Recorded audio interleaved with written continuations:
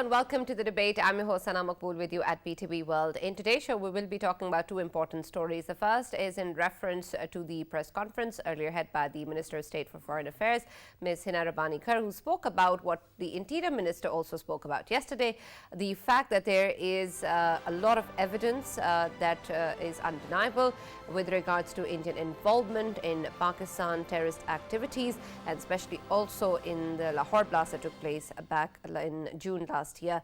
We also know that when we take a look at the way that Indian involvement has existed in the past, especially with regards to disrupting peace and security within Pakistan, there have been numerous occasions on which Pakistan has talked about the evidence behind India's involvement.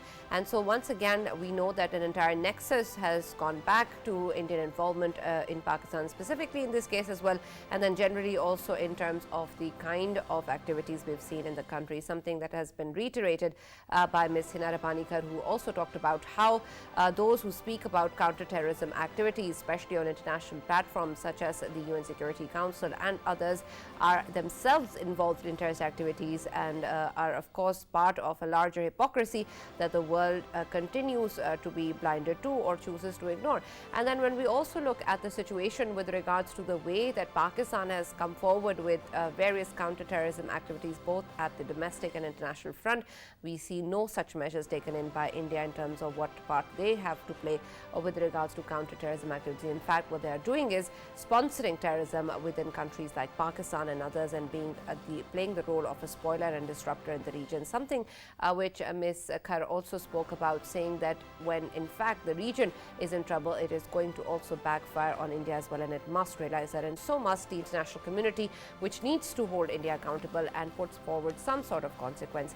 A dossier has been prepared by Pakistan and has been shared by the Foreign Secretary with the diplomatic corps in Pakistan, and will also be shared with the UN Secretary General. It has already been shared with the UN Security Council as well, and we're going to be taking a look at how exactly this is going to be taken forward, both in terms of Pakistan's efforts in this regard and the way that we want to be able to proceed with regards to action being taken on an international front as well, and what can be done in that regard, and how we're going to proceed in terms of being able to play a role with regards to the terrorist activities that have been sponsored by India in Pakistan, and protect both the country and the region.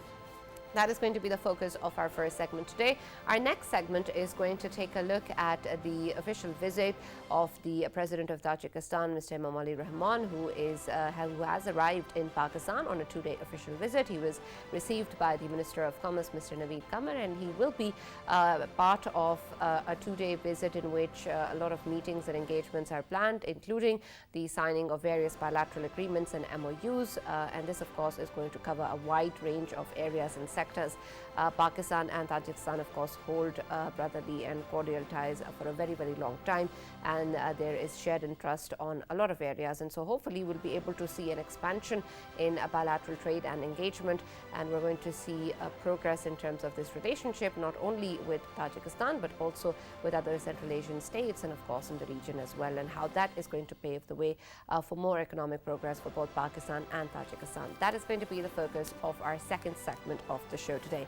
For this and more, as always, in the studios, I've been joined by Senior Analyst Farooq Batafi, and we've also been joined in the studios by Senior Analyst Dr. Hamid Khan. Thank you very much for joining us. And we've been joined also online by Dr. Sayyid Kaleem Imam, who's former IG Police, and Dr. Ishtiyaq Ahmed, Member Planning Commission. Thank you very much, gentlemen, for being a part of the show today, and also taken the time out for being a part of this discussion. But let me start with you, Dr. Hamid. Considering, of course, the way that we have seen the engagement with regards to what Pakistan has been doing in terms of counterterrorism activities, that is something that is evident to all. But why is it that what India has been doing in Pakistan in terms of perpetrating the terrorist activities and being part of the disruption that exists within Pakistan and the region as well, and then of course being behind the terrorist activities within the country, why is that something that is ignored in the past also and continues to be done so, even though there is a lot of evidence with regards to their involvement, something that of course has been prepared now in the form of a dossier, but has been done in the past by Pakistan as well, but yet it seems that it's not enough for a consequence to exist. Thank you very much, Sana. It's really a pleasure to be here. Actually, India has a very long history of terrorist activities in Pakistan. If you look into, I mean, I'll give you example of early 80s, Surbajit Singh. He was caught red-handed doing terrorist activities, then others. Then we had a complete nexus of Ajit Deval working of terrorist activities in mid-90s in Pakistan.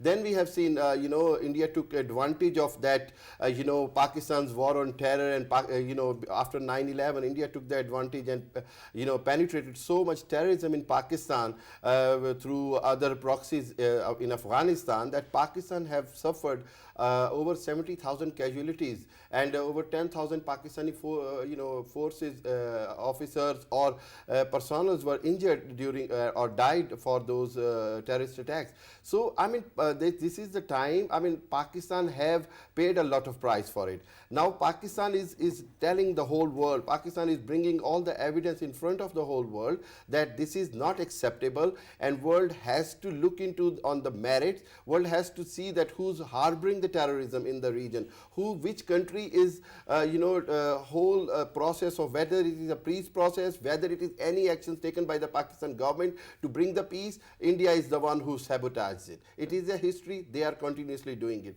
One thing, I mean, India needs to understand that whether there is any government in Pakistan, Pakistan's stance on its basic, fundamental principles, whether Kashmir issue, whether nuclear issue, or fight against terrorism, and pointing out what India is doing in Pakistan in terms of, spreading the terrorism, and we have seen the latest example of Kulbhushan Yadav. So, I mean, there is no doubt that India is doing, and now this is the time to bring India answerable to everything, and Pakistan has to keep doing these dossiers and everything. But furthermore, I would say that Pakistan has to take the step to talk about the sanctions, economical sanctions on India, bringing India on FATF's grey list or blacklist, because India has been proven whether it was the camps of ISIS or whether it was the other terrorist organization.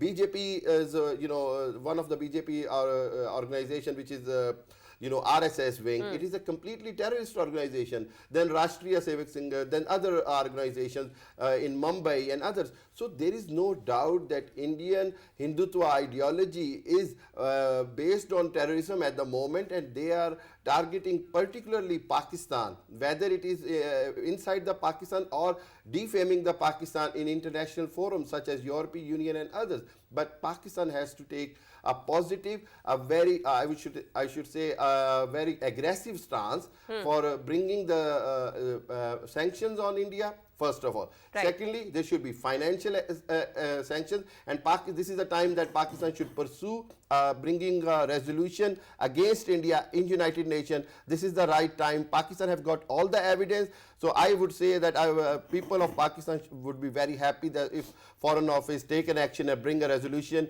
against Indian terrorist activities in United Nations. Right. Let's talk a little bit more about that as well. We've been joined by Dr. Ishtiyaq Ahmed, who's Member Planning Commission, and also Dr. Syed Kaleem Imam, former IG Police. I'll start with you, Dr. Ishtiyaq. You've joined us on telephone line. There is, of course, a discussion with regards to what Pakistan needs to be doing. And, of course, we have been doing this in the past as well. And even now this dossier is presented. What Dr. Hamid was mentioning is perhaps a more aggressive stance. But what exactly does that mean in terms of tangible steps that Pakistan can take? It is, of course, the same bodies, the same organizations, the same countries that have been part of the decision-making process, and who get to decide exactly what is going to happen and how to hold the countries accountable. And we haven't seen that in the past. So what sort of contribution can Pakistan still make in terms of changing this? Well, Sana, thank you for having me. In fact, when the terrorist incident took place in June last year, it was all clear at that time. The difference now is that we have the tangible evidence, which is collected in this dossier, which has been presented before the international community, the diplomatic community in Islamabad, by our foreign secretary. Now, it's a very serious issue, because the dichotomy here is that in the past 20 years or so, India has been portraying Pakistan as an epicenter of terrorism. The truth of the matter is that India itself has practiced terrorism in Kashmir, in occupied Kashmir for the past 30 years. It has been the chief proponent of cross-border terrorism in Balochistan, in Khyber Pakhtunkhwa, and it has been using these groups, based in Afghanistan to, like sustain this terrorist campaign for a long time.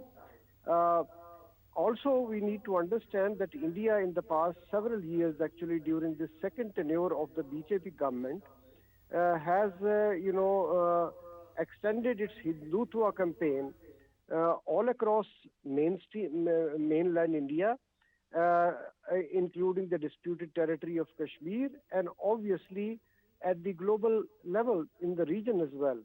This Hindutva, and I would like to correct your previous presenter, that BJP is not a part of RSS. RSS is basically Rashtra Swayam Sevak Sangh, created in 1925, is the parent organization of four groups, and BJP is the political wing.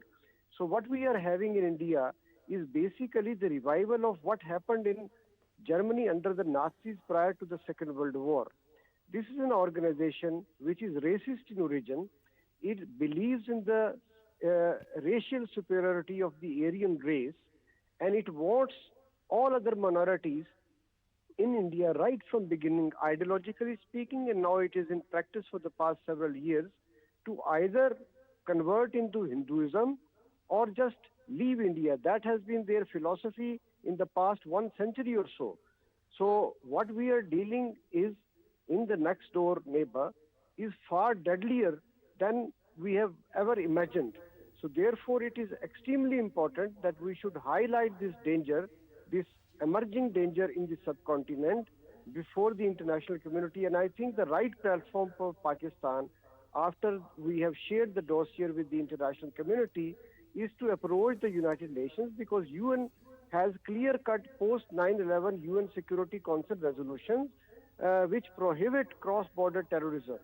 And if we believe and we have evidence that India is involved in cross-border terrorism, that is the perfect platform that we should approach now. Right, absolutely. Let me also include in the discussion Mr. Syed Kaneem, and considering, of course, that the counterterrorism departments all over the country are extremely important in playing a role, and especially also in terms of the kind of evidence that has been gathered, it is important to be able to do that, to be able to present, of course, such dossiers and such evidence to the international organizations, to be able to get the kind of accountability that we require. But in terms of the CTT's efforts and throughout the country and the cooperation and coordination that needs to exist between the provinces as well, how do you see the way that Pakistan is currently taking a look at the terrorist activities and the strategies implemented to be able to counter that? Is there something that can be improved upon, or some sort of action that can be taken and reevaluated? Thank you, Sana. First of all, I would appreciate the working of the intelligence agencies and, of course, the law enforcement agencies for tracking down this case. Right, Mr. Kaleem, if you can please unmute yourself, we're not able to hear you. We can We hear could his hear voice, him but it is slightly. low. Very low. Yeah. Volume is low. Can you hear me now? Yes. Yes, sir. Okay. Thank you, Sana. Thank you for inviting me. First of all, I would say I would appreciate the work of the intelligence agencies and counter terrorism department, that they were able to track down. Detection is a very difficult job, and they did it. It almost took them an year to find out the connection, the handlers, the sleeper cells, all the way money trails, and then back down to the people who were actually involved in it. So we must appreciate their good work. There are many things which happens, but there are many things that they are able to prevent, for which they must be given a credit. Secondly, remember, as we all know, as been said by my previous panelist also over here, India is try to muscle around in this subcontinent along with the other countries. This is what they have always been doing. And they are trying to take a lead role in almost all organizations, whether it is SARC, Asia Pivot, BRICS, SCO. They want a role everywhere. Thirdly, they have been involved in a lot of things which have been happening in Karachi, in Balochistan, and in KP and border regions. We all know that. We also know that in the Ashraf Ghani's tenure, they were very much active, which has gone down. But there are a lot of footprints which can be found, that they are very actively involved in what's happening. Replying to your question, we not only need an aggressive stance, but we need a substantive stance. Once we do come to know that this has happened, our dossier should be very rational, coherent, logical. It should be able to convince. And once we do that, we need to approach the international community through United Nations, of course, also involving our diplomatic channels, our friendly countries, and we must tell them what is happening. We must tell them that this is something which is against humanity, and India has been doing it earlier also, and here is an evidence to show they have done it again. So it's very important that the dossier or the case file that we prepare, is actually very convincing. That's the most important part of the aspect. Right. Farooq, yesterday we were talking about the role that the Foreign Office can play in this regard, and especially in terms of being able to highlight this at various forums. And of course, we saw that the Minister of State for Foreign Affairs came and spoke about this very thing, and they've prepared a dossier that was also shared by the Foreign Secretary. Yeah. And so now we see that perhaps the approach that needed to be taken is there, but also in terms of what Ms. Khar was talking about was the fact that India seems to have mastered this art where it is able to talk about counterterrorism efforts while at the same time engaging in terrorist activities in countries like Pakistan. Why is it that we cannot master the art of countering that? Right, Sanam. As always, I had this firm belief that you will keep the easiest question for me. Oh, really? Is it easy? No, Great. No, just irony. But Right. regarding what you were saying, it is important to actually point out a couple of things before we start addressing your question. One, our Minister of State for Foreign Affairs, kudos to her, brilliant presentation. I think the way she covered so much ground was brilliant, and it really did justice to the whole topic. And while she was saying this, particularly this patron of India, of actually spreading terrorism and then blaming their victims, of exactly that, it reminded me of Joseph Goebbels, the propaganda minister of Hitler. Earlier Nazis were mentioned, earlier Aryans were mentioned, so you have to actually draw a parallel here as well. Joseph Goebbels also used to say... I'm sorry to interrupt you, Farooq, but we'll have to go on a short break and we'll continue the discussion right from there.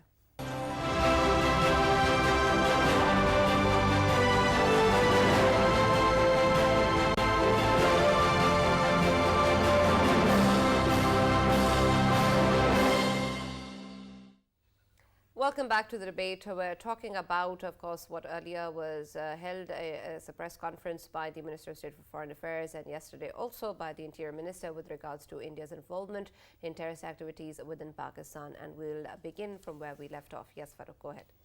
Right, Sana, I was talking about HINA RABBANI KHAR's press talk today, and I was particularly pointing out that her comment regarding India, actually accusing others of what it does, reminds me of Joseph Goebbels, the propaganda minister of Nazi Germany, who actually is on record of saying that whenever you fear that your victim is going to accuse you of something, right, particularly violating their rights, turn the tables by blaming them of doing exactly the same thing. And this is what India has been doing for quite some time. India has been actually waging a cold war against Pakistan whenever we were not even fighting. They have used all their cultural products, from economy to their entertainment industry, to wage a propaganda war against Pakistan. And wherever they have gone, they have actually kept on maligning Pakistan as well. But regardless of that, right now, because we are talking about terrorism, let me remind everybody that this number that Dr. Saab was earlier mentioning, 70,000, 80,000 Pakistanis dead, killed by terrorism, that is not just a number. Within, 20, a couple of a dozen kilometers from where we sit, Sana, there is an institution called AFIRM, Armed Forces Institute of Rehabilitation Medicine. Just go there and meet the soldiers who have been mutilated by terrorist activities in this country. We have lost a generation to terrorism in this country. 80,000 people dead, and God knows how many people lost their limbs, their eyes, their lives, their loved ones. So when we say that we have fought for the battle of civilization on our own grounds, on our own turf, it is not an exaggeration. And there is no doubt in the fact that even current Indian National Security Advisor Ajit Doval is on record of saying that they have been waging what they call defensive offense, a campaign to ensure that they actually attack Pakistan or their so-called enemies within Pakistan or within their territories, and to exploit it. So at that time, every time there is an attack, you find some smoking guns. It is important to keep on actually curating the record, to establish all the linkages that are there, and keep on presenting it to the Committee of Nations. I understand that there is frustration that in the past we also presented dossiers and nothing became of that. But then I will take you to southern Punjab. There is a place called Fort Munro. There is a place where water drips on a stone, and now there is actually a cup that has been produced out of that. Drip actually has an impact. So if you keep on doing it, I'm sure that in coming days we are going to see some effective results as well, and India's bluff will be called out. Right, admire your hope, Farooq, and we hope that we can achieve something through our efforts. Dr. Hamid, considering, of course, that this is something that Pakistan has been doing in the past as well, but there is also, of course, the concern whenever we talk about such engagements is whether or not these engagements are carried out throughout the course with regards to all of our engagements as well, or whatever our priorities may be, because this is, of course, something which is a matter of national security and concern. And I understand that a lot of time was taken in terms of gathering the evidence, if we talk about the particular case of the Lahore blast, but with reference to, of course, the way that Indian involvement has existed in the past as well, have we also been able to keep alive all the previous incidents, previous involvements as well of Indian terrorism within Pakistan, and to be able to constantly engage in a comprehensive strategy, no matter what the political setup is, no matter what is going on within the country, to take that forward internationally? Yes, definitely, Sana. Look at the press conference of HINA RABBANI KHAR. I mean, to be honest, there was very tangible evidences for the involvement of India in the whole incident which happened in Lahore last year, and they're all undeniable facts that how India planned the whole thing, how they targeted Hafiz's house and everything. On top of it, we need to emphasize killing 3 people. Actually. Yes, killing 3 people and injured, and creating so much harass in the city, everything. Yeah. And the most important thing is that Pakistan is the country who is fighting against terrorism. And now India, if India will keep doing this one, then world has to make India answerable for their terrorist activities. And Pakistan's case is very strong. Any International Court of Justice, any criminal court, International Criminal Court, or any organization such as Human Rights Watch or Amnesty International, they must take up these dossiers now. They must take it on the legal grounds, and they must consider it as a sufficient evidence to build up a case against Indian terrorism across the region, because we have seen that Indian involvement in particularly in Pakistan and then in Afghanistan as well, in some terrorist attacks as well. So this is the time when Pakistan needs to pursue it on an international level, bring all other international organizations into the loop and tell them that this is the evidence undeniable, and it is a continuity of the last 30-40 years terrorism by India. Whether it was a history of bomb blasts, we have seen bomb blasts in Lahore, Karachi, Quetta, everywhere. They were all, whenever we found the connections of those bomb blasts, they were going towards India. Right. Indian RAW's involvement is undeniable in terrorism in Pakistan, and this is the time when we can bring the international community to bring India answerable for their activities. Right, absolutely. Another thing, Dr. Ishtaq, that we keep on mentioning is the fact that India is not only causing trouble for Pakistan, but also for the entire region, and poses a threat to regional peace and security as well.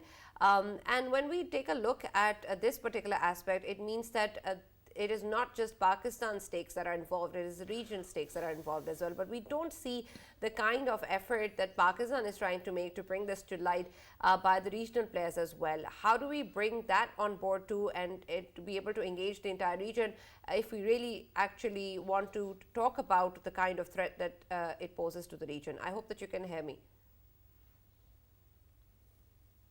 Dr. Ishtaq, are you with us? There seems to be I believe we may have disconnected. Dr. Syed, I'll take the same question to you as well, but add to that in terms of course, our cooperation that is also needed with regards to counter-terrorism activities. There's, of course, the issue of Indian involvement, but terrorism is not something that only Pakistan is dealing with. It is a global threat, and we've been engaged with this issue for many, many years now. And so the regional players who are also facing this particular issue, especially that emanating from India, are also important stakeholders. How do we bring them into this conversation as well? Well, Sana, we know they have been involved. We know they have been doing a lot of activities, criminal activities, especially the act of terrorism, the one that we have got in evidence now. As a police officer, we have seen numerous cases, where we had evidence that the hostile agencies and the hostile countries had a role in it. The issue is, what is our strategy? What is our lesson learned? Now that we know that this is happening and it has happened, and it's going to happen again, The sad part is it's not the non-state actors of India who are doing it. The sad part is the state itself is sponsoring this. Their intelligence agencies, are very actively involved. Now the question is, what are the lessons learned for us? Are we moving ahead with it? Well, we need Nectar to be very active, to get proper information, and with the help of CTT prepare the dossier which has been just discussed. Secondly, this is an era of hybrid war, the fifth generation warfare. So we need to do our homework in such a manner that we are able to convince, and we are able to stand tall and let people know that, look, this is what it is. Let the things come up black and white, That is the best way forward. Secondly, we must involve our diaspora. We must involve all of the sources that we have in other countries to convince those people who stay neutral or who are not so forthcoming in trying to actually say what is happening. Lastly, I would say, Sana, we need to understand that we need to have a big certainty in our own part of the world, Though the government is trying hard, but the political leadership, whether it's from the government or the opposition, all need to be on one page, and they must condemn absolutely. it. They must be And on that's one page. extremely important, but unfortunately, that's all we have time for. But thank you very much, Dr. Syed Karim Imam, for joining us. We're going to conclude this segment here and move on to our next one, which focuses on Pakistan and Tajikistan's bilateral engagements, and of course the importance of this relationship, which is even more so considering that we have the president on a two-day official visit in the country, and he will be engaging with various meetings with his counterparts, and then also, of course, signing multiple bilateral agreements and MOUs. And we hope to see a good and positive engagement coming out, especially in terms of bilateral trade. Dr. Hamid, considering this, of course, when we take a look at this particular relationship and then where we stand now, especially in terms of our economic situation, how significant is this visit for us? Sana, that is very important, visit in considering the Pakistan's current economical situation, and considering that Pakistan needs friends like Tajikistan at this hard time, because there are a lot of opportunity for the both countries to work together, and we have a history of over 3 decades working together. And as you have mentioned, that Pakistan have signed multiple agreements with Tajikistan. Similarly, there are so many other business opportunities. There are so many other regional opportunities which Pakistan and Tajikistan can take advantage together, such as when we talk about the OBOR or CPEC and others, then Tajikistan could be equally taking advantage of that that projects with China, and of course Pakistan will be more than happy to bring Tajikistan into that, into that such a big projects as well. On the other hand, Tajikistan's internal, exports and imports, Pakistan could have a lot of exchange of businesses with Tajikistan, and Pakistan, when we talk about the sharing the technology, we talk about the enhancing the infrastructure, Pakistan could take advantage of Tajikistan's development, Tajikistan's expertise. So I think this visit by the President of Tajikistan is very important, and this is a success of government of Pakistan to engaging, especially the Russian states and other states, because it will bring prosperity in Pakistan. Right, absolutely. Farooq, of course, we hope to see all of this coming in as well, but what do you think will be the major takeaways, and especially in what sectors can we also capitalize our engagement? Right, Sana. I think, first of all, let me actually point out that when it comes to Central Asia, we Pakistanis consider Central Asia to be Pakistan's Indian or South Asian Muslims' cradle of civilization. Right, it is where the whole story actually began. So their cultural influences are very, really immense on Pakistan and this region as well, which includes, by the way, Afghanistan. Both Pakistan and Tajikistan share borders with Afghanistan as well. So it becomes very important that Afghanistan is also stabilized, and that is going to be a huge cause of concern as well, because we have seen some problems arising repeatedly in Afghanistan for decades. But having said that, I was last there in Tajikistan, with the Prime Minister in 2016. And it was, of course, our delegation was hosted by the President, His Excellency, who is visiting Pakistan now. And he is Pakistan's friend through and through, right? He is all out to support Pakistan's causes and to do business with Pakistan as well. For example, TAPI, was one project that he was very supportive of. And then, of course, CASA was also a very important project. So we have many mutual interests from, security to economic prosperity. Central Asia, as we know it, is a landlocked region, and access to hot waters is something that has been repeatedly talked about. Even in Peter the Great's will, there was talk of access to hot waters, and then of course Pakistan and Soviet Union were at loggerheads at that time. There couldn't be any commonality. Now there is a commonality with all these Central Asian republics, and then of course we have a budding relationship with Russia as well, and we can capitalize on that. Earlier, Dr. Saab was talking about actually including Tajikistan in OBOR. I think that will be a tough call to make, because there are two spheres of influence. One is, of course, OBOR, or BRI as it is now called, and the second one is the Eurasian bloc that is led by Russia, but it also includes Tajikistan and all these Central Asian republics. So both these countries guard their influence, spheres of influence, very, very jealously, right?